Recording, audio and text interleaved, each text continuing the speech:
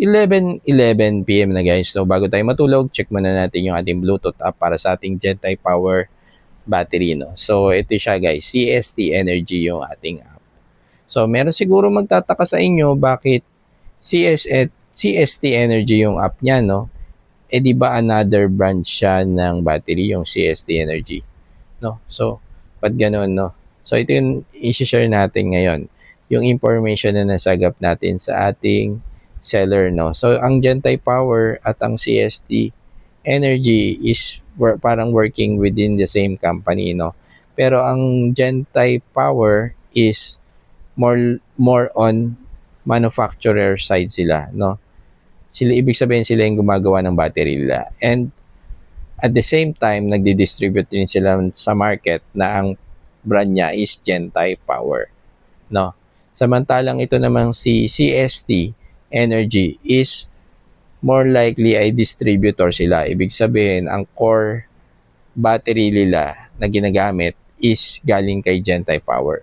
Pero hindi lang nila basta nilalabas yun sa market, kundi nag-add din sila ng feature dito, no, kagaya nung Bluetooth connectivity. At ito na nga guys, so share na natin to ngayon. Ito, home tab, no. So 95% yung battery level natin ngayon. And battery status standby kasi wala siyang ginagawa. Talagang hindi siya nag-charge, hindi siya nag-discharge ngayon, no. So, kaya siya hindi na full charge dahil 10 ampere lang yung ginamit kong charge controller kanina dito. And remaining battery capacity, ito nakikita natin dito, 266 ampere hour. Then, state of health, 100%. Data tab tayo. Ayan, total current, total power, 0 siya kasi nga hindi siya nagdi-discharge, hindi siya nag-charge, no.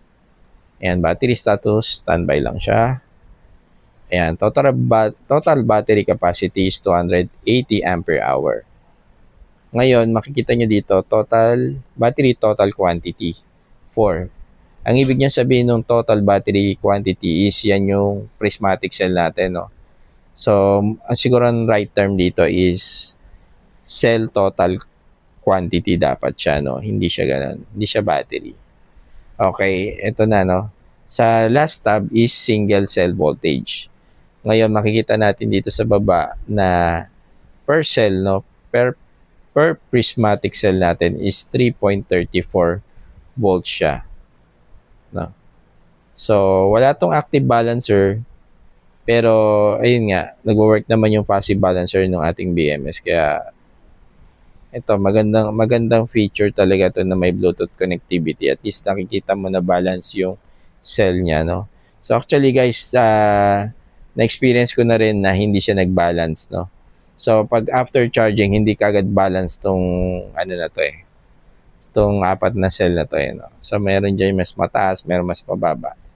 So, magpapantay pa tayo din yan eventually, no, after certain hours, no, na nakapahinga yung battery nyo. Dito sa fault tab is isa pa lang yung na-experience ko dito. Yung yun nga, yung high level ng battery cell, no. Yun lang yung warning niya. So, more likely itong kanyang app ay pinifigure out ko pa pero tingin ko more on viewing lang to. Viewing ng fault, no. Wala kang pwedeng i-modify na parameters dito sa app ni CST Energy, no.